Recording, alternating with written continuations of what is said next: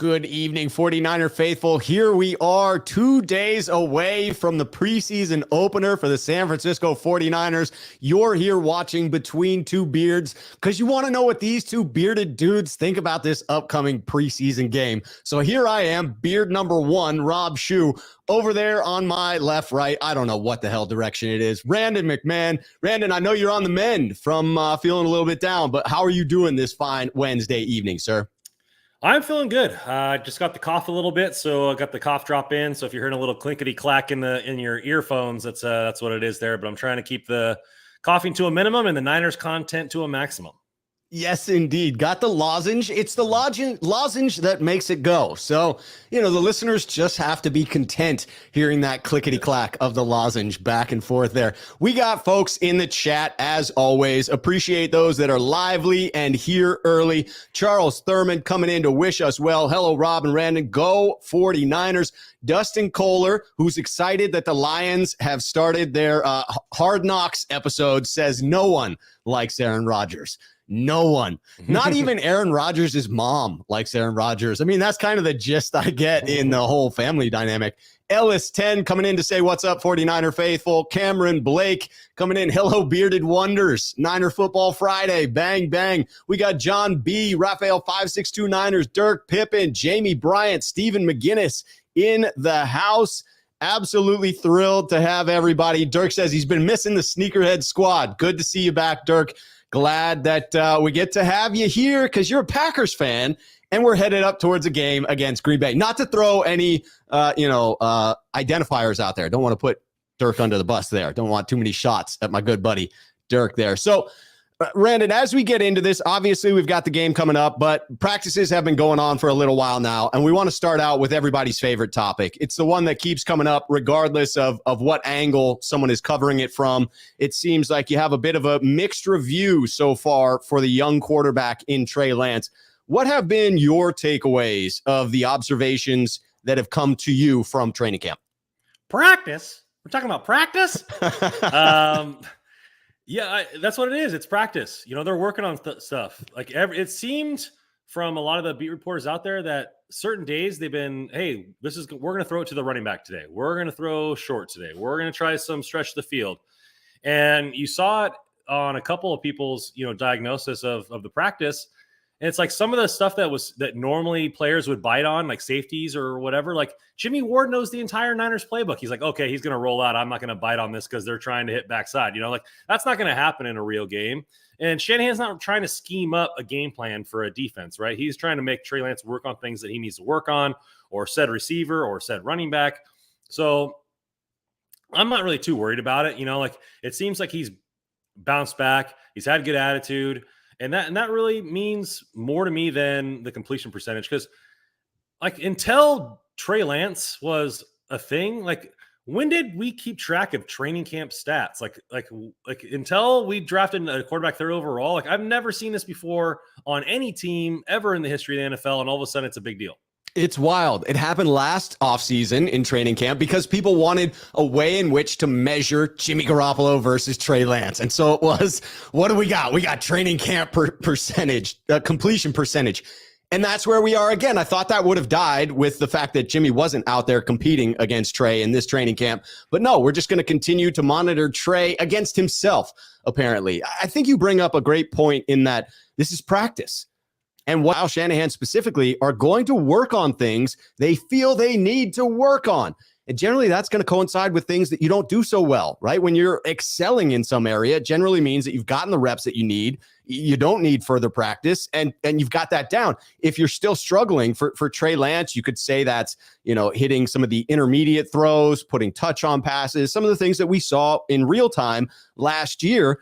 You could imagine Coach Shanahan spending additional practice reps there in the hopes that he's better preparing Trey Lance for the regular season. And that when we get to the regular season where stuff actually counts, Kyle Shanahan will do what he has done with this offense the entire time he's been in San Francisco. He will scheme it to benefit the player's skill set. So when we had two tackles in there that weren't the starters, right? Kyle Shanahan schemes around that. If Trey is still struggling with particular areas of his game, I would expect to see Shanahan draw up game plans that really swerve around those areas where Trey is still struggling.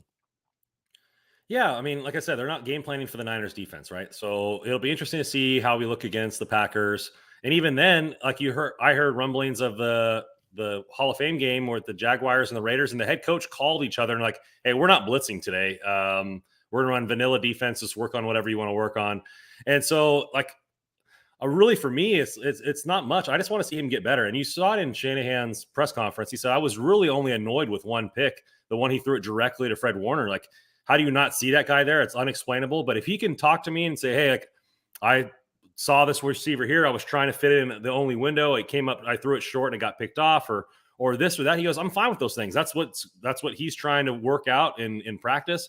He said that one and the other Sudfeld one to the linebacker where you're throwing it directly to the defender and there's no excuse for it. He goes, "Those need to be fixed because I can't stand those kind of picks." But when you're trying to fit a ball into a window or trying to work something out, or trying to stretch the ball downfield, like that's what he's supposed to do in practice. He's supposed to test his limits.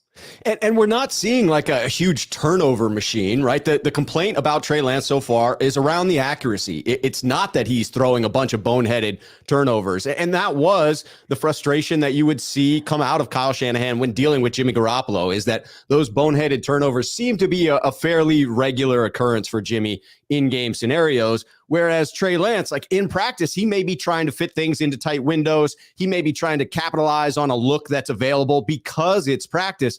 I wouldn't anticipate seeing a large number of turnovers when we get to real game action. You look back at his college statistics, and that points out that he is conservative with the football. And I think it's fair to assume that he would continue that at this next level. You did mention that completion percentage, and that is what has come up again and again. Plenty of days, going back and forth. Lance on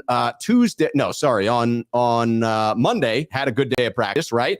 And then came back today and was inconsistent. Or am I screwing that up? Is it Tuesday that he had the good day and Monday was off? Whatever it is, whichever day was their off day, I can't seem to come up with it right now. It has been inconsistent, but it is the completion percentage that is the focus for everyone. When you look at that particular area for Lance, his accuracy, do you have concerns going into the regular season that we're looking at a Josh Allen type of situation where it's potentially a case that Lance has a sub 60% completion percentage in regular season games? To me, it doesn't. To me, sub 60 would be that, a little bit concerning. But like you look at a lot of the great quarterbacks of all time, Brett Favre, Dan Marino, all these guys, like they try to put the ball in situations that are a little bit tight, right? Brett Favre leads the NFL in career interceptions, but nobody would consider him a bad quarterback, right? I mean, I'm not saying Trey Lance is Brett Favre, but there's going to be mistakes to be made on the field when you're trying to make aggressive plays. When Lance is rolling out and trying to stretch the ball downfield, like we said, last podcast, that he has aggressive eyes. Like he's going to want to stretch the field. And as you throw the ball further downfield, it's going to be less accurate. It's going to be a less chance of that ball being complete, but you're getting bigger chunk plays. And we've seen it in the first practice of the season when they were working on the shorter stuff, right? You only in 2 incomplete passes. When we were working on stuff to the running backs, only 2 incomplete passes, right? Like when he's trying to extend the field and stretch the ball and work the ball down 30, 40, 50 yards, that's where we're seeing that most of the time where his completion percentage is a little bit low. For me, it's not that big of a deal, right? I mean, if we're getting bigger chunk plays and bigger plays to compensate for the lower completion percentage, I'm fine with that. Are we getting the run plays where he's trying to extend the ball and then he runs for 30 yards? Or, the other day in practice where he ran 60 yards untouched, you're going to get those big bang plays to coincide with the completion percentage. So for me, it's not that big of a deal. And then the last thing was he fully admitted that he had to reinvent the way the ball came off his fingers last year because of his broken finger. So, he spent the whole season fine-tuning a throwing motion that he's no longer going to use. And then he had to spend the whole offseason to get back in fine. And muscle memory is a bitch, to be honest. Yes, it is. And in sports. And so he probably has some of that when he's not thinking, having that old throwing release kind of creep in from the broken finger. I think those are all fair things to point out. And the idea that this low completion percentage could be offset by Trey's ability to throw the ball outside the numbers, down the field, and use his legs to extend plays, as well as some designed runs, which we saw in practice certainly today. Wanted to get your thoughts on the usage for Trey in the run game, specifically in the zone read. Do you feel any particular way about Trey Lance running in between the tackles? I wouldn't do it like to the frame of the mind of the Cardinals game where it seemed like he was a running back first. But I mean, you have to keep the defense honest with throws downfield, and you're gonna have to keep them honest with the run game as well. Like this whole thing is going to be interesting, and I think there's going to be different game plans every single week on where Shanahan thinks he can beat the defense. And like as he gets more and more accustomed to the offense, like he said it the other day on his interview when they did the 2-minute drill. The whoever the reporter was said, "Why didn't you run up the middle?" He goes, "Well, we were 20 yards away from the end zone and they were lining up on the goal line. I'm not going to beat 8 guys, so I had to figure out a window." So yeah, the running lane was there, but I had to stay back and toss the rock. So it seems like he's diagnosing defenses fairly well. It seems like he knows where he needs to go with the ball. He's sitting next to Verrett and Ward, so like they're constantly bouncing ideas off each other here and talking smack, which is good. Competitive rivalry within the locker room. But I to go into this next season thinking that he's not going to make any mistakes is asinine. Like totally asinine, right? I mean, to go into it believing that you shouldn't have patience, to me feels like a foolhardy, a fool's venture. And I would say in reference to using Trey in the zone read offense, I think you have to. I agree with you that you have to take advantage of that, but it has to be at a reasonable clip. You've got to balance Trey's health versus the benefits of true 11-on-11 football.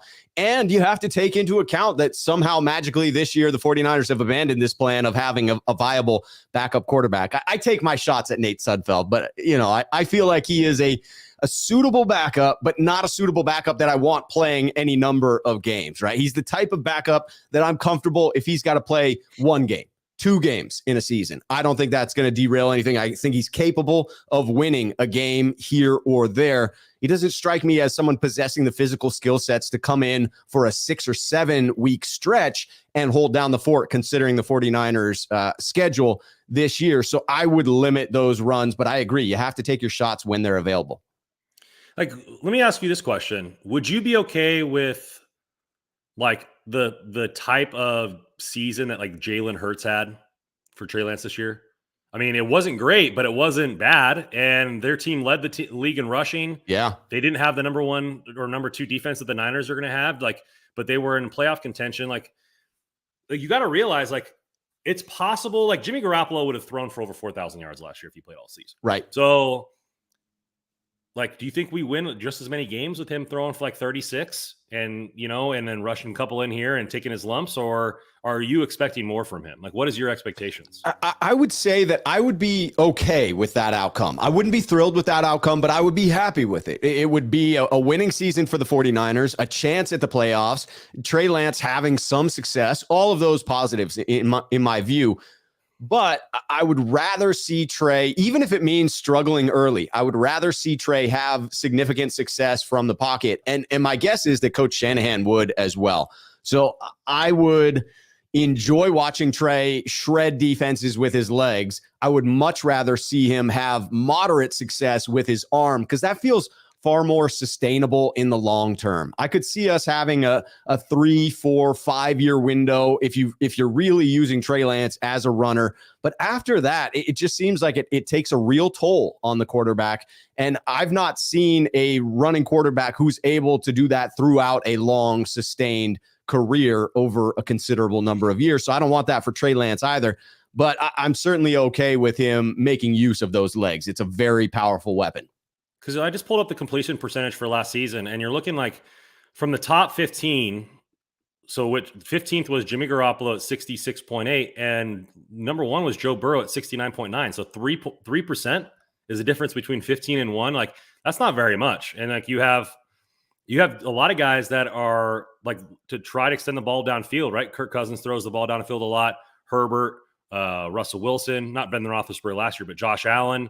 Lamar Jackson throws the ball downfield a surprisingly amount. Daniel Jones. Yes, he does. All these guys are below in the bottom 15. And like I said, Hurts is right at 60%, but he almost ran for 1,000 yards. So like, that's what I'm thinking. Like, okay, well, if Trey Lance can be right around that 62 to 63 range, maybe even 60 on the low end, he runs a little bit and our defense is number 1 and 2 in the league, is that going to be a recipe for success? It should be. And I have predicted Trey in that like 600-yard range as far as rushing yardage goes. So I don't want him accruing 1,000 yards in a season, but I'm good with a fair amount of usage, right? I mean, that's far more than a traditional quarterback is going to rack up. That's for sure. I think it will be fascinating to watch it play out, specifically when you're looking at these practices. What I have been hearing is that the best performances have come in the 2-minute drill situations in those move the ball periods. So what that tells me is that, again, for a young quarterback, this should be no surprise. But when Trey Lance is doing less thinking and more playing, that's where the talent's coming through. That's where he's having the greatest amount of success. So I would envision a situation where he's taking his bumps and bruises through the first couple of games of the season, but as the season continues to progress, Trey Lance gets more and more settled in that role, and the game slows down for him. Yeah, it'd be interesting to see how they go about it. I mean, I don't have the numbers here for what the Niners ranked in pace of play last season, but you got to assume it's not very high, right? They wanted to rush the ball a lot. They wanted to play defense. Keeping the ball on the field so their defense can rest is kind of been the recipe for success. So if they go to a lot of no huddle just to kind of get Lance in a, kind of in a good feeling and in a good mojo, that kind of goes to the antithesis of what they want to play on defense. So we'll see how it works out. I mean, ultimately this team is going to succeed based on what Trey Lance does. And so making him more comfortable is going to be the best thing. Right. And then we're talking about practice here when they're working on things, or in a game, you can toss in a screen, right? Like you can toss in a nice little check down to get his confidence going up. Whereas in practice, hey, we're working on these out throws, or we're working on this, or the timing routes. Like, I don't care if you just missed your last 4. We're working on things right now. Like, let's continue doing those things. So, I think Shanahan's a smart man, and he's going to be able to put his quarterback into successful situations, especially if he's struggling to get him going. I think he's going to be able to do that, at any point in the year. And there is evidence of that. John B., sneakerhead here on the channel, coming in to say Trent Williams said Trey was a better passer already than RG3. And RG3, his rookie year, had 3,200 yards with 20 touchdowns, 5 picks with a 65% completion percentage. Wouldn't be a stretch to think he would be better than that, meaning Trey Lance. Both have the same play caller. I could foresee a situation where Trey Lance has better statistics than what you're seeing here from Robert Griffin. I don't think it's a stretch to see Trey Lance with 3,600, 3,800 yards. I know Jack Hammer in projecting out the number of pass attempts the 49ers had last year versus the average depth of pass for Trey Lance in his 2 starts comes out at over 4,000 yards for Trey Lance, as long as things remain consistent this year. So I don't think it's a stretch to see these stats from Trey Lance. And I take comfort in Trent Williams saying that about Trey Lance and comparing him to Robert Griffin III. Yeah, I mean, he's going to pump up his guy. I mean, I don't know what the question was asked, if he just volunteered this information, but regardless, that's his opinion. And so we'll see. Like I said, like you saw that season with RG3, he ran a lot, and They gave him a lot of gimmies. They also had Alfred Morris, I believe, was their running back that last year. So they wanted to run the football. They wanted to give him a lot of gimmies and keep his confidence going up, and they won games. So it's going to be something similar this year, I think. It will be something similar, hopefully with a far better result. Sean9519er, sneakerhead here on the channel, says, Rob Schuh, Trey needs to operate the offense like it's called. Shanny is most important to me, making sure he calls plays to open up the defense to allow Lance to have options off the run game. Certainly, the play calling by Kyle Shanahan will be important in defining the success for Trey Lance. And Kyle Shanahan has shown an adeptness at being able to create opportunities based around specific skill sets. I don't see it as any different in his ability to create opportunities for Lance, given Lance's skill set. In the antithesis for that, though, you heard Patrick Mahomes said in his rookie year that he played, it was literally pretty much first read, and then, hey, let's play some street yard ball. Like if the first read wasn't there, I was relying on my instincts until I learned how to diagnose the defense. And I think that's something to be said about the no huddle, like you said, right? If you're going to the no huddle, you're relying more on your instincts, and just like Andy Reid had to back off and kind of allow Mahomes to do these types of things, Shanahan's going to have to do that as well. So he's going to have to be okay with Trey being like, okay, the first read wasn't open like Shanahan schemed. It's time to roll outside the pocket and make some things happen. And I think you're going to see a little bit of both, give and take. And I think it's fair to say that that's an area we haven't necessarily seen Shanahan be comfortable in, allowing people to just sort of do their own thing. He's a control freak, as I interpret it. So it will be interesting to see if he's comfortable allowing Trey to play a little bit of street ball as he gets acclimated to this offense. I think Shanahan can certainly put him in situations to be successful. And in speaking about Kyle Shanahan, we want to transition to the presser that Kyle Shanahan had. A couple of interesting tidbits come out of that. Before we get into it, I just want to say to those of you in the show, we'll take this moment to give a little station identification break. If you enjoy the content, hit the like button. And Randon's information is down below in this video. Last time we were together 2 weeks ago, I forgot those links and I put them in after the show, but that's not the case today. So if you want to subscribe to Cerberus Sports, Hockey Royalty, go follow Randon on Twitter. All of those links are down below in the description of the video. All right, Randon, let's get into the presser in talking about Kyle Shanahan. One of the key things to come out was Kyle Shanahan acknowledging this wonky freaking schedule that the 49ers have. 3 preseason games in 13 days. And, oh, by the way, 2 joint practices in that time as well. Did you get the impression that Coach Shanahan was thrilled by the NFL's scheduling tactics here in the preseason? Yeah, I mean, it was a couple good nuggets there. It was, okay, well, we're only going to play Trey in games 1 and 3 because I don't want to have him play and then play 4 days later and risk hurting his body and doing those kind of things. So at least he's kind of thinking of that kind of stuff. And then he said the joint practices are more important to him than the games are, because you're still trying to work on things in the practice against another team's defense, right? So I think it's going to be something to look at and which starters do start and which ones don't. But for me, if he only plays 2 games, that's fine. Shanahan said he would rather have no preseason games and just have 3 weeks of joint practices. He thinks they would get more out of that than anything else. But yeah, I mean, so I think we're going to see a lot of Sudfeld. You're going to see a lot of Purdy in probably game 2. Probably 50-50 split there, throughout the game, which will be good. I mean, I don't think Trey Lance needs to play a full half every single game. Right. Right. It's more important that he's there week 1 and no fluke stuff happens, like him chipping his finger on somebody's helmet or whatever. He needs to be ready for week 1 because, I know Jimmy G's on the roster right now, but their intention is not to have him on the roster by week 1. And you don't want to have somebody get injured and force their hand to keep him on the roster. No, you do not. It is wild. I mean, I would think that those joint practices do have increased value because you're able to pick what you work on, as opposed to you get into a preseason game, you throw your starters out there in the hopes that you get a long drive, right? On offense, you want to have a long, monotonous drive that allows you to try out a couple of different things, keep your starters out there for X number of plays.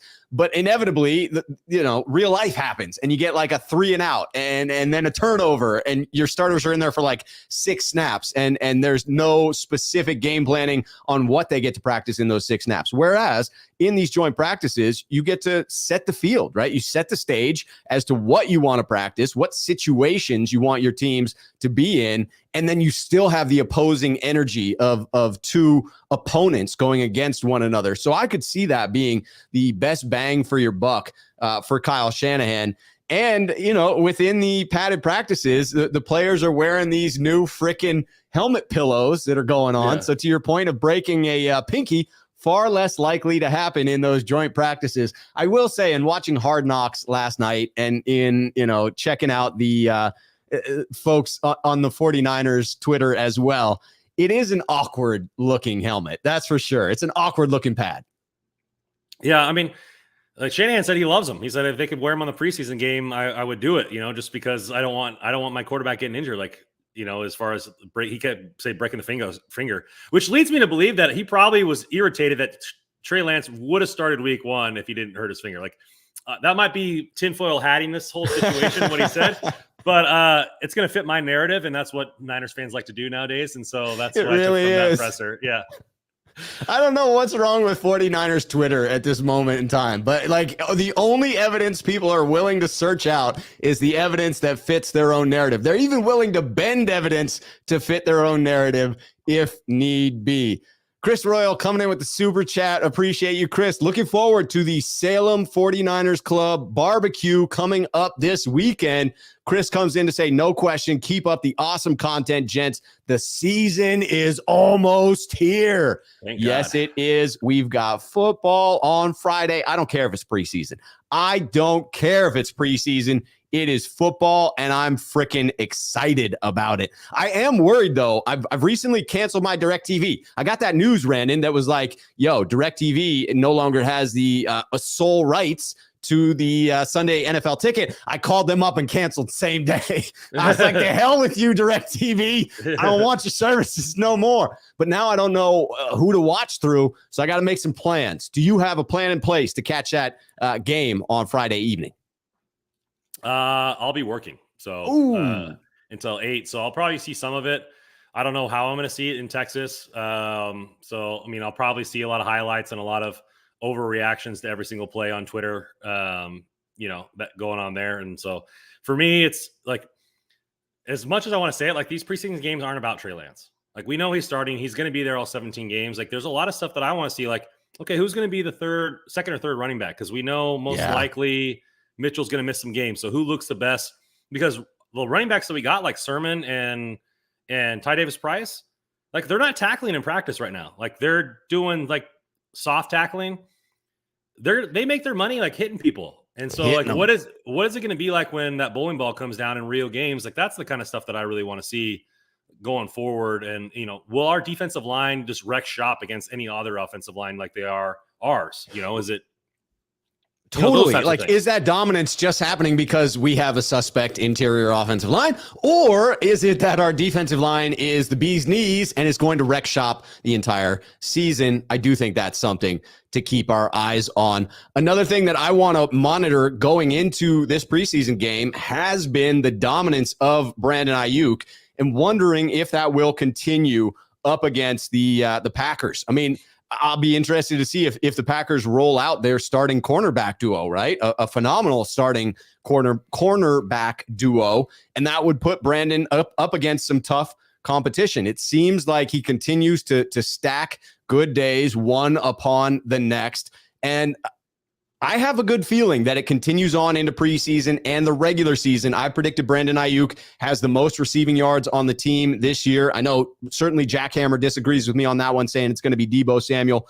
Do you think that Brandon Aiyuk is going to be able to show out in this game, or will it be a fairly small number of plays and therefore not a whole lot of production? Production really doesn't matter to me. I want to see if he's winning his reps, right? Because you can't control if the ball comes to him, but is he winning the reps? Is he winning the reps consistently? If he's going one-on-one, are they playing press? Is he getting off the line, right? Because you're going against Mosley and Ward, up until this last week when they got injured, every single practice. Like, and they're some of the best press corners in the game. So are you winning all the time against guys that don't have any idea what's going on or what you're trying to do on offense? So, like, that's the kind of what I'm looking at. Whether the ball comes his way is going to be great. But, to your point, I think the Niners could have 3 1,000-yard receivers for the first time in a long time. It has been done, and I forget where I found the stat. I think it's since the 90s that a team has had 3,000-yard receivers. Obviously, that 17th game helps, but you could relatively see that happening with the output that Aiyuk is having in camp, and he just seems like a man possessed. Like, you listen to him in his press conference, other people talking about him.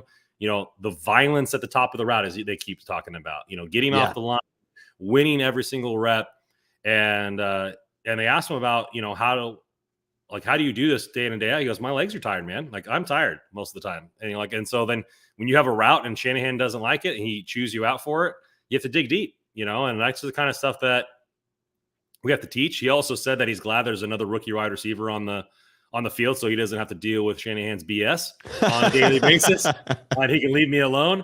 But I think it's the fact that Brandon really realized that what the NFL is and how much work comes into defining your craft. And he spent all summer working on it. He spent every single practice showing that he's going to be dominant. And so I've said it all summer long. Like, it's going to be Deebo got his money, but Brandon's not going to be far behind and needing a contract as well. Are they going to be able to pay 2 receivers over $20+ million? It's a great question. I anticipate Brandon Aiyuk having a phenomenal season, and that will present the 49ers with, a rough situation to be in, a good problem to have, got a quality wide receiver that you want to pay, but you already have a quality wide receiver locked up at a ridiculous amount of money. Do you have the money to pay them both? That's a quality problem to have, but it looks like one the 49ers may be facing. I agree that Brandon Aiyuk has seemed to be attacking this offseason with a hunger that demonstrates his willingness to be a pro, to be the type of receiver that he needs to be on a regular basis to earn himself that next deal and to put out that production on the field. Very excited to see him continue to stack those days, because with Brandon Aiyuk, I get a sense that it is about momentum and it is about confidence. So I want that confidence and momentum to continue to build in a positive way and not experience any setbacks. Last year, it felt like there was sort of that big setback that put him in the doghouse, and then it took him a long time to climb out of that. I'm praying for an ascension throughout this season where Brandon continues to improve. It seemed like he came to peace with it based on his answer in the press conference. Is like, okay, like, yeah, I was upset last year that Shanahan was kind of picking on me, but the same thing with Fred Warner this year. Like, they're trying to get the most out of him, right? And like, aren't you normally hardest on yourself when you realize you can do better? Aren't you normally hard on the people that mean the most to you? And so like, they're trying to get the best out of him, whether it's the right way or the wrong way, ending in 2 kerfuffles at practice, but by all accounts, he's having the best camp outside of Nick Bosa. But Nick Bosa was carved out of marble. So like, yes, he was. It's only retrospect that you've beaten your number 2. So yeah, I'm excited. And I'm looking at another receiver that I think is kind of comparable is Mike Williams for the Chargers, right? So like, super high draft capital, a lot of responsibility and hype coming out of college, physical freak. And he had a crappy first season in 17, only 95 yards, but he ended up after 5 seasons having 2 seasons over 1,000 yard. Last year, 1146, and he got $20 million a year. So, if Aiyuk shows out over 1,000 and then does it again with his 5th year option, and then the salary cap goes up, are we seeing 2 receivers at 20 to 25? Is he going to match Deebo's contract because the salary cap goes up? It'll be interesting to see where they pay Aiyuk, or they have to let him go because the salary cap doesn't work. Very interesting, because then you've got Deebo, Kittle, and Aiyuk, 3 pass catchers, all making big money at that point in time, because Kittle's contract certainly goes up in those later years if they don't choose to redo it there. Tom Bragg coming in to say, Aiyuk is our number 1 receiver. With Deebo regularly dropping so many passes, we should use him primarily in the running game and focus on Aiyuk and Kittle in the passing game. I agree that Aiyuk will be our number 1 receiver this year. I've predicted as much. I disagree with the take on Deebo. I think he's a phenomenal receiver. There have been a couple of drops. I'm guessing that irons itself out as Lance and Deebo continue to get more time together. I still expect Deebo to have a phenomenal season, but I do think that the 3-headed monster between Deebo, Aiyuk, and Kittle is going to be a phenomenal one. And so I like what Tom Bragg is saying here. I just would put Deebo in the same category as Aiyuk and Kittle in the passing game and their ability to be successful there. I don't understand the Deebo slander, to be honest. Now, I don't know if this is slander, but I think there's a lot of people that are thinking the same thing. Like, if Cooper Kupp didn't win the Triple Crown, couldn't you have thought that Deebo had one of the best receiver seasons in recent memory? Just because one guy had a ridiculous season in Cooper Kupp, it just seems like Deebo's season doesn't really get the clout that it deserves, even amongst Niners fans. I think Deebo is the best receiver on our roster, right? Aiyuk can't be number 1 receiver because he hasn't done it yet. We will know at the end of the 18 weeks whether he is or isn't, but right now, Deebo's number 1. He's going to be number 1. They're going to scheme up plays directly for him. He's going to be used in the running game. He's not a running back, but he's going to get a little bit of that juice, especially since it's written in the contract that way. But we pronounced Aiyuk as the number 1 guy last year before the season even started. Right? Let's make him earn it. I'll tip the cap after 8 weeks if he's outpacing Deebo Samuel. But until then, let's pump the brakes a little bit on what's going on. Yeah, absolutely. Sorry, I did get distracted by a comment by Gold Blooded over there in the chat that is Unfortunate news about Frank Gore. Details are just coming out about it. I don't even want to sort of touch it with a 10-foot pole. It's one of those stories that is just a rough one from the outset. It looks like I don't know the details of it, but an arrest on that part. It looks like so. We'll leave that one alone for now, but may have to touch it in the future once additional details come out. Very unfortunate. Either way, for obviously for all parties involved in anything like that. Let's transition a little bit to continue talking about wide receivers, but talking about those guys that are backing up Deebo and Brandon Aiyuk. Specifically, Danny Gray and Ray McLeod having some pretty good days at camp and hearing mixed reviews on Jauan Jennings. Certainly hearing about some drops for Jauan, but he was the clear favorite going out of last season, coming into camp this year. Where do you see the race for wide receiver 3 right now? Do you think that it's closed up, or is Jauan Jennings still holding firmly to that position? I think it's closed quite a bit. I mean, you saw they went out and got Ray McLeod, because we didn't have any depth, right? So they went out and got Ray McLeod. They drafted Danny Gray. I think it's going to be closer than people really want to realize. Now, obviously, training camp is just training camp, but you would like to see Jennings throw together some days of positive news back to back, right? But I mean, outside of Aiyuk, most of the receiver room isn't winning on one-on-ones, which is geared towards the wide receiver. They're not winning at all on a lot of other things. So we'll see, right? But we really are only asking for the wide receiver 3 to come up with 500 yards or 400 yards, 600 yards, somewhere in there this season. So you break that down over a 17-game pace, it's really not asking a lot. So, where is it going to be going? I have a feeling we're going to see individual games from all 3 of these guys, right? We're going to see some red zone games from Jennings. We're going to see, Gray have 3 targets, 2 catches for 75 yards and a touchdown. Right. And we're going to see Ray McLeod do a lot of gadgety stuff there and have his presence felt on special teams. So, for me, does this team really need a permanent wide receiver 3? Probably not, because we're in a lot of, I think it's 11 personnel when there's 2 tight ends on the field.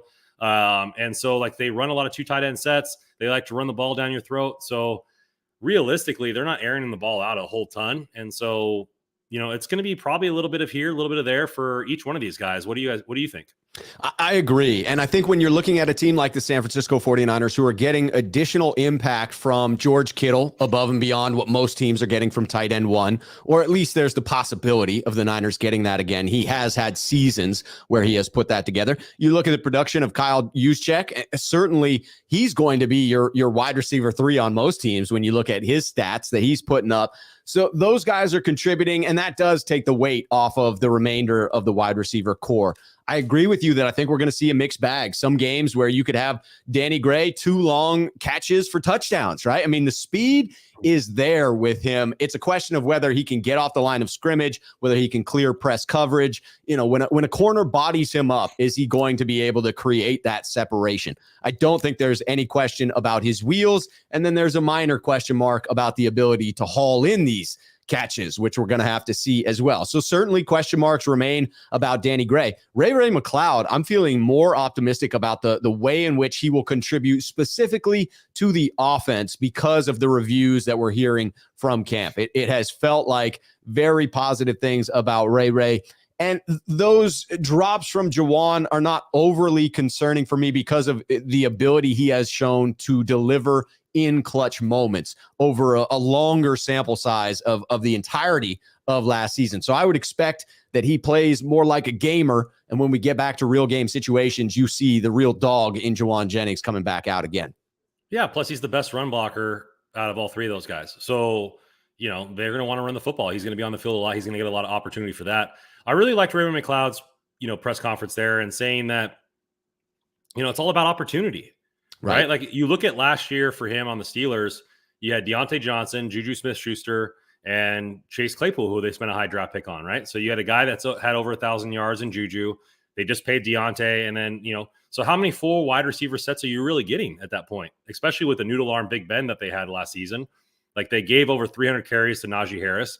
The opportunity really wasn't there for him to shine. And it seems like the wide receiver 3 position is going to be a roulette wheel as we see it now. Maybe that'll solidify as the season goes along. But Shanahan likes these shifty guys, right? Trent Taylor, Yes. James, all those kind of things. And now you have three vastly different skill sets for your wide receiver 3 for whatever you're trying to accomplish, right? Towards the end of the game, 2-minute drill, you want a shifty guy to get all the underneath routes while you're trying to stretch the field, or do you want to stretch the field? It just seems like that they have a nice little puzzle piece for the nice little mix and match, and Ray's taking advantage of an opportunity that he's been given. It's a great call out for the various skill sets that you have for those wide receivers, because Coach Shanahan loves to take advantage of specific matchup specific advantages against defenses. And I do think that you're going to see a Danny Gray game. You're going to see a Ray game where they are the featured weapon because of what they bring to the table, and that being a distinct advantage against that particular defense on that given day that Shanahan has keyed in on and is taking advantage of. When he finds blood in the water, he goes after it. Tom Bragg coming in to say Ray is looking like he will be a great wide receiver 3 for us. Gold-blooded coming in to say McLeod didn't get much attention this offseason. I thought and still think he's going to be an important piece for this offense. Our Tyreek Hill of sorts. I think the of sorts there is an important one to put in there when you're comparing to Tyreek Hill. But I do enjoy what we're seeing from Ray McLeod. I could envision if there is someone who's going to unseat Jawan Jennings, I would envision it being Ray McLeod, although I don't think that's likely to happen. I think Ray is behind Jawan Jennings in receptions towards the end of the year, but it certainly could be close as we see these different wide receivers getting used. Let's transition a little bit to a different position, but one where there certainly was supposed to be some competition in talking about those guard spots. And maybe it's a good sign that there hasn't been all that much competition to this point, but Spencer Burford looking very impressive as the right guard, and Aaron Banks seems to be holding it down on the left guard spot as well. I thought this was going to be a camp battle where we saw constant rotation. That seems to be the case at center, but at these two guard positions, the heavy favorite at both seems to be winning out. What's your impression been so far of both Spencer Burford and Aaron Banks to this point? Well, geez, like I never in a million years would I would have thought Burford would have got every single first team rep right so far at camp. Like, so completely wrong on that. But I really liked what he had to say. Like, he seemed like a very intelligent guy in the presser today. I really liked that. The fact that he actually, I didn't know this, he actually played guard the first couple of years in college. Then they swung him out to tackle. They ran a high-powered zone offense, wide zone as well, a lot of no huddle. So, like, he knows both positions in the same wide zone. So he has a very much a good mind for the offense, what it's trying to accomplish from multiple position sets. He has those long arms like a tackle that you can still use in pass protection as a guard. He seems athletic, right? Like you said, like he's put on a whole lot more gains in his muscle since being around a professional strength coach. He also visited Trent Williams in the offseason at his gym. Now, granted, they were just working out, but being around Trent Williams and his guidance, even if you're just lifting weights, you know, you're still picking that guy's brain. You know, it can't hurt to be by the silverback gorilla at any point in the offseason. So for me, I've been really liking what I've seen, right? And like you see these gems slide or fall in draft sometimes because it's like, what does the team envision for him doing, right? Maybe a lot of teams were like, okay, we don't envision him as a tackle. Like, that's why he probably went in the 4th round. But the Niners all like, he's a 2nd round guard, and we could probably wait till the 4th round to get him. Like, maybe that's how they viewed it, you know, and they played a little chess and got the guy that they wanted. So I really enjoyed that. And then you're looking at Banks taking pride in his craft, losing all that weight, putting on a lot of muscle. It seems like Burford has the professionalism down of what a pro needs to do to be a pro. It just took Banks 1 year to accomplish that. But like, what better guys to learn from than Trent Williams and McGlinchey on what it takes to be a pro? And then you have Burford or Brendel in the center. You know, he's a veteran, but he doesn't have that much experience, but he's still a veteran. You still have to be somewhat accomplished to make a 53-man roster multiple seasons in a row. No doubt. I do think that you call it out appropriately that both Burford and Banks deserve praise for having figured out what it takes to be a professional within the league. I mean, additional kudos to Burford for coming in and figuring that out right away. And I would imagine that the time spent with Trent Williams had, some impact on that, because you're learning how to be a professional from the greatest professional at the position group in the NFL. No better person to learn from. And it just impresses me about Trent Williams' character. The fact that he went out of his way to invite Burford and Poe and others, as I understand it, to his facility. It was just those two that took him up on it.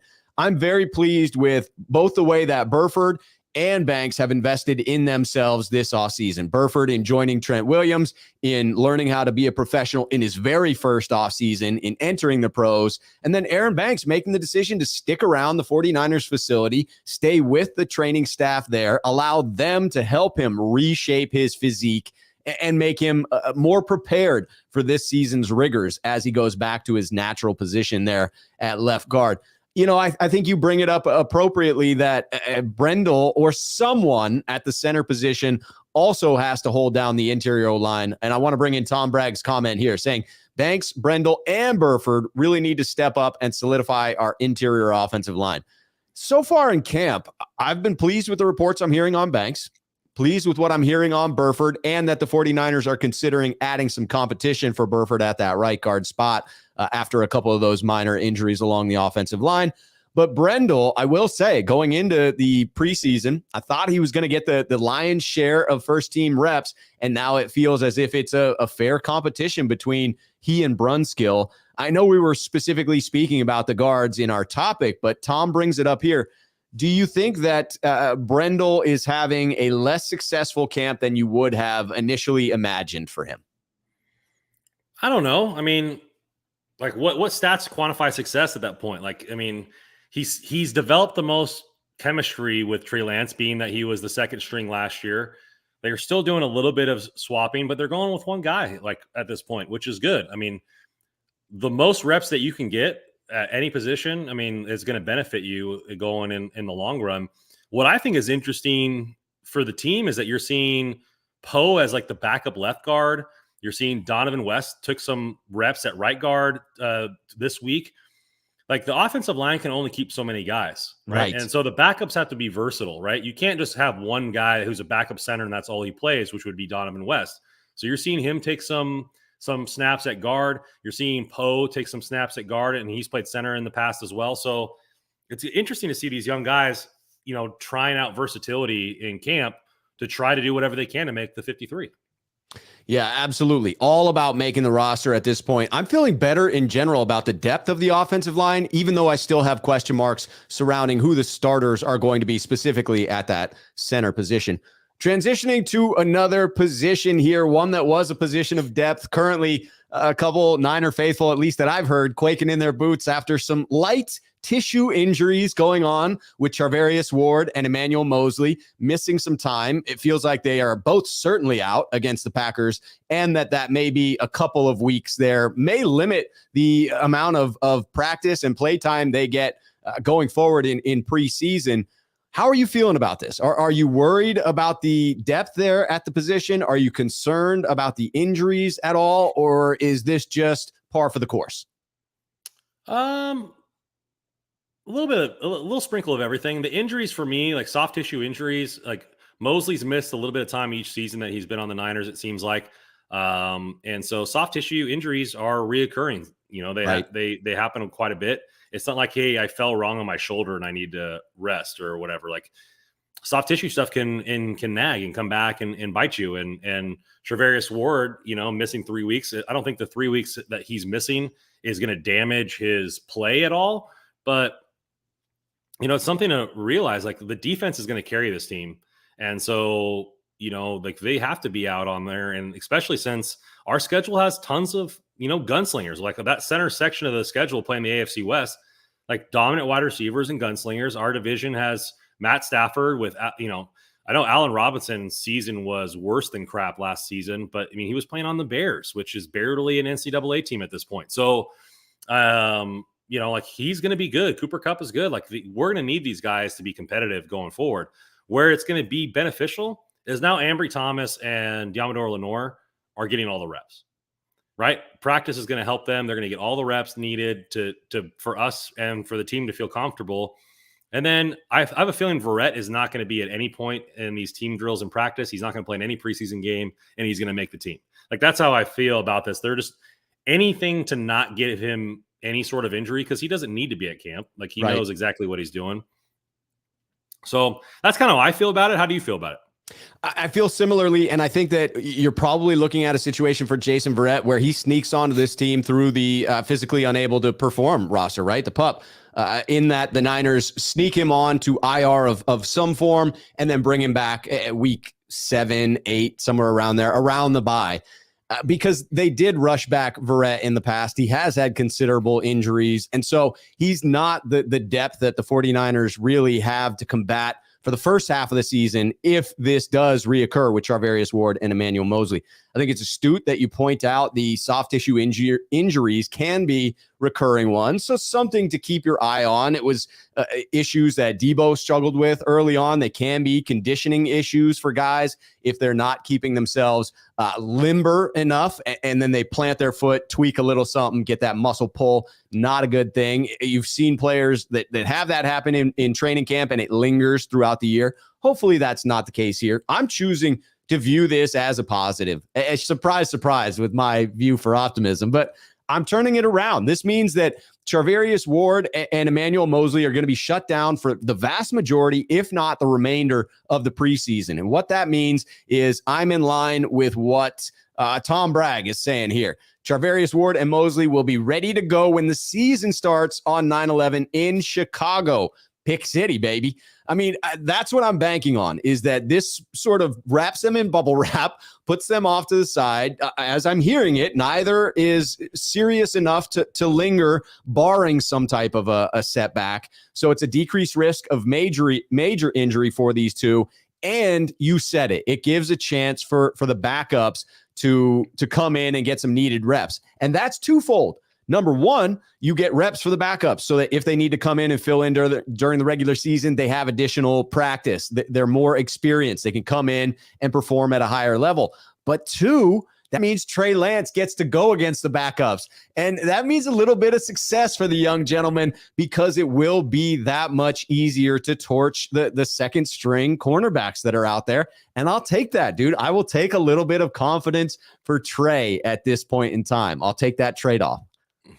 Yeah, I think you look at it. I mean, the chances of both Moseley and Ward play all 17 games is slim, right? So, like, we're going to have to rely on Ambry Thomas. We're going to have to rely on Lenore or Verrett, depending on his availability at some point in the season, if not multiple times in the season. So, to give them more reps and stuff like that. Last year, I was scared because we were picking up grocery store clerks off the street to play corner. Yeah. And, like, this year, like, our depth is good. Like, it's a lot better, which makes me believe that, the team will be better. Obviously, Ambry Thomas has been the joke of camp by a lot of people saying that he's getting torched. Right.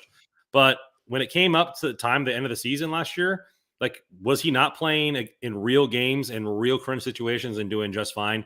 So, like, yeah, you want to see the second year leap, especially like you're seeing in Lenore, like they're trusting him to play outside.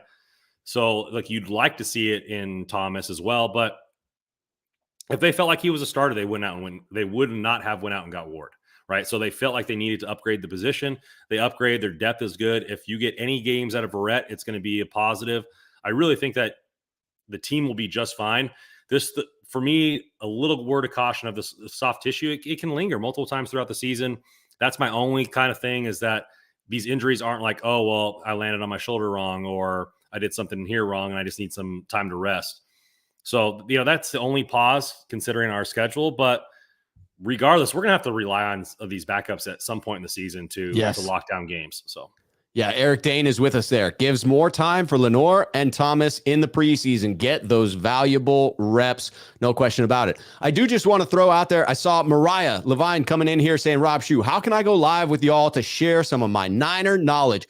Two ways that you can do that. And some in the chat have pointed it out. You can join the channel, wherein you become a sneakerhead member of the channel. Thursdays, so tomorrow at 5 p.m., I'll be doing a sneakerhead call-in show where members of the channel can call in and give their own opinions. If you had in mind something a little more collaborative, you got a lot of Niner knowledge that you want to throw down, reach out to me and let's connect. Send me an email at 49ersmailbag@gmail.com, 49ersmailbag@gmail.com. And if you've got some dope knowledge to kick for the rest of the faithful, we will make that happen. Absolutely open to that. Let's continue along with talking about cornerbacks, but transition to the nickel spot.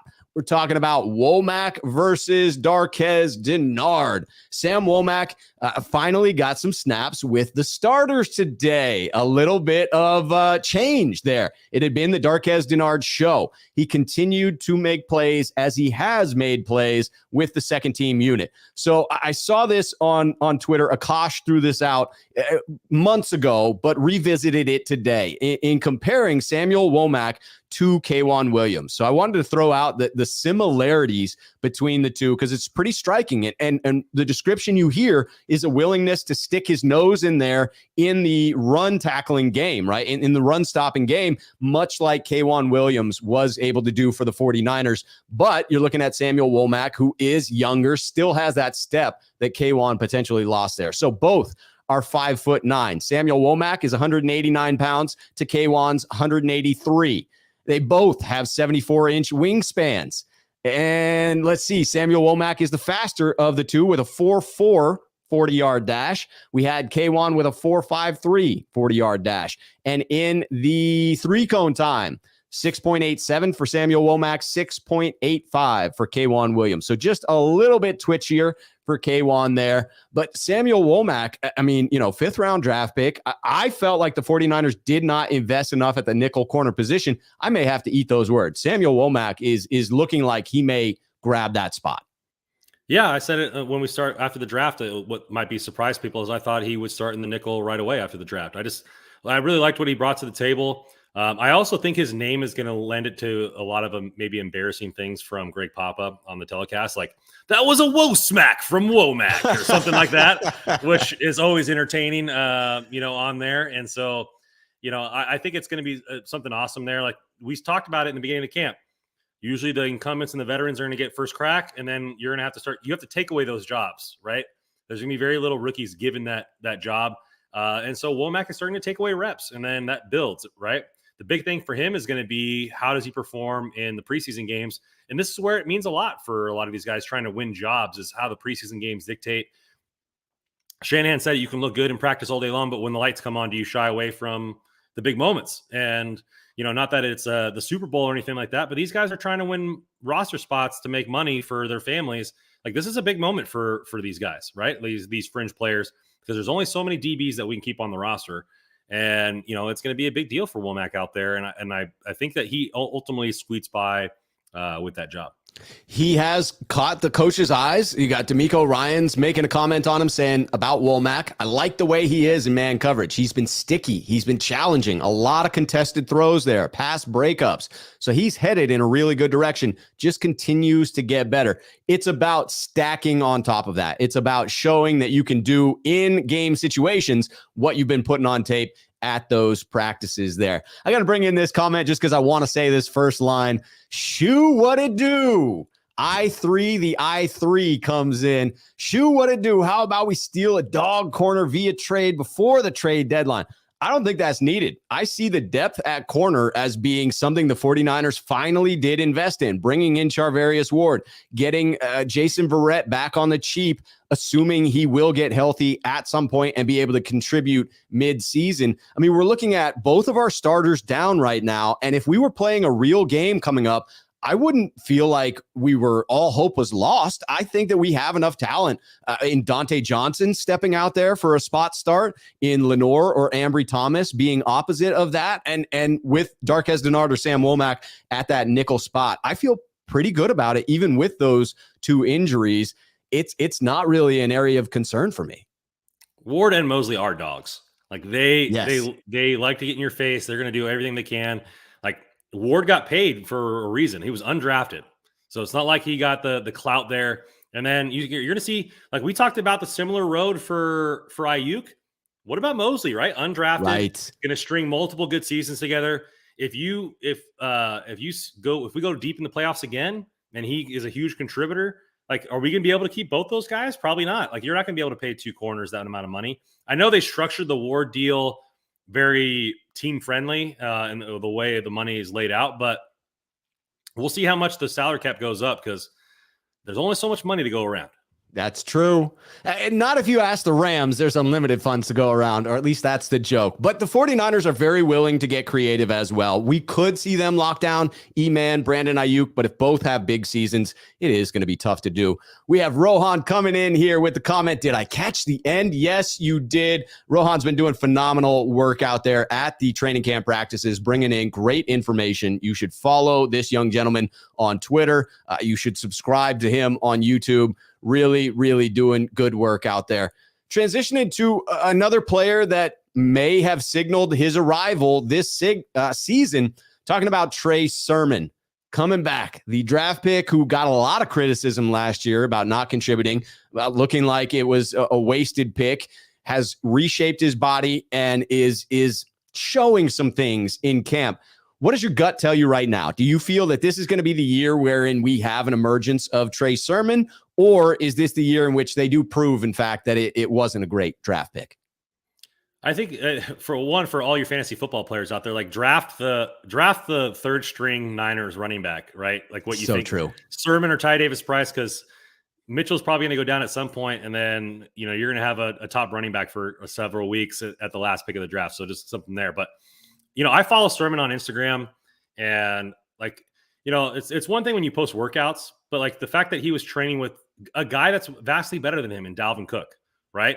And so like those types of things, when you're going and spending time and effort against guys that have been established in the league, like over 1,000-yard rusher.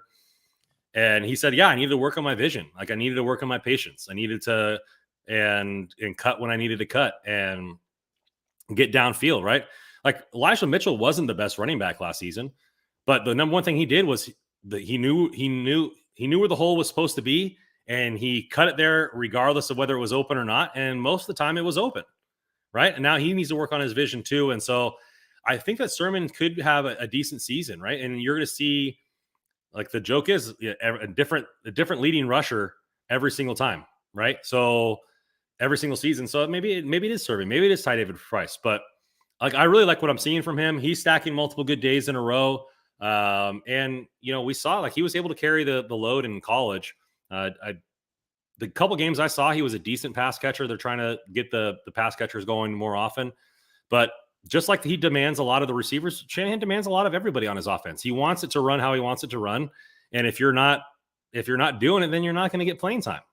It's so true. It does seem that Sermon is showing some things right now, but it will be a matter of continuing to stack the positivity because it doesn't take much to get you into Shanahan's doghouse. And Sermon certainly was there last year. You could imagine it wouldn't take much to put him back there again this year. So he's got to continue to look good in game action. But as far as will we see his emergence this year? I'm saying yes, I am buying that. I do think that we will have a three-headed monster in the backfield, and I think Trey Sermon is one of those heads to that monster. I think we're looking at a pretty similar circumstance to 2019, where the breakdown at the end of the year was within like 40 touches for each of the backs. I think Breida and Mostert had the same number of touches or very close therein. I think that's what we're looking at with Trey Sermon, TDP, and Elijah Mitchell. I'm unclear on who that fourth back is going to be, who makes the roster, and that's going to lead into this next question that we finish up on. But certainly, I believe in Trey Sermon. Why do you think that? Because I thought why do I think it'll be a three-headed monster? Yeah, because I thought in 2019 it was out of necessity of injury. Like they had multiple injuries to the lead back, but it seemed like they ran with the hot hand at whoever that was at the time. Yeah. Like if Mitchell doesn't get injured, like I think that he's going to be by far the leader in carries through 17 games. The only way Trey Sermon and Ty Davis Price like start sniffing more time is if an injury happens, in my opinion, because it just seems that he rides the hot hand. Maybe you have a different interpretation of that than I do. No, I do think he rides the hot hand in that regard. But with the running back position, unless you have a true stud in there, I feel like that hot hand generally does sort of rotate throughout the season. So I'm anticipating that rotating a bit. I don't see Elijah Mitchell. If we're just talking about pure talent as a runner, I don't think he's head and shoulders above the other two. And so I think over the entirety of a season, that will come to light. And I also view TDP as being sort of that tenderizer that we used to use Tevin Coleman as, wherein his average yards per carry were low because he was run into 8-man boxes on considerable occasions, right? And that softened up defenses to where Mostert or Breida was able to come in and rip off those long runs because the defense was tired from getting punched in the mouth with those short bruising runs. It seems TDP has that weight that he carries, wherein he will be the bowling ball that is thrown into those 8-man fronts. I anticipate that we will see injury. The running back position is one that they tend to get dinged up. And certainly Elijah Mitchell being the favorite to be the lead back, he showed an inability to stay healthy. So I think in projecting that, it feels right that each of the backs will miss a few games, and therefore someone else will be the hot hand. And that sort of showing by the end of the year as a fairly even breakout between the three talented runners. Because you look at the stats last year, right? Mitchell had 207 attempts, Wilson Jr. had 79, and Sermon had 41. Now, that could have been because he had zero confidence in anybody else on the field. Right. But if you extrapolate that over 17 games, that's 319 carries for Mitchell. Like that was the pace that he was on. That's a lot. That is a lot. He had 3 broken ribs and they gave him the ball 27 times. It seemed like he just piled on the carries no matter what. So that's my only concern, or that's my only thought process, is that if Mitchell is healthy, do we see him run away with 300 plus carries? Or do you think it's going to be, that was out of necessity because there was nobody else that he had confidence in? And this year it looks like he has more confidence in Sermon. So he'll go back to the yin and yang, so to speak.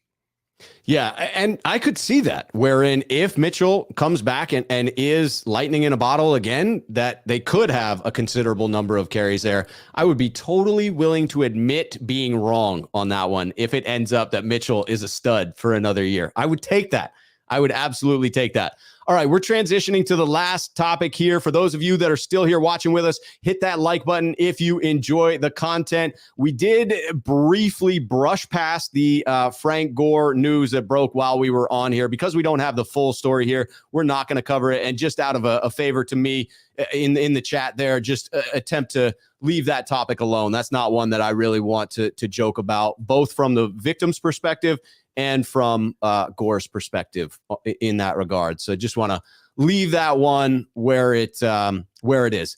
Let's transition to the last question here about a potential breakout player for the Green Bay Packers. Now, before I ask you who that is for you, Randon, I want to set a little bit of parameters here. Okay. What is your view of how long the starters will play? Because I think that determines whether it's going to be a starter that has that breakout or whether it's going to be one of the second or third stringers. What sense did you get from Shanahan? He said that Trey Lance isn't playing in game 2, so maybe he'll get more runtime in game 1 than he otherwise would have. Where do you see that breaking out? Drives-wise, quarters-wise, whatever unit of measurement you want to use. I think it's going to depend on the starter, right?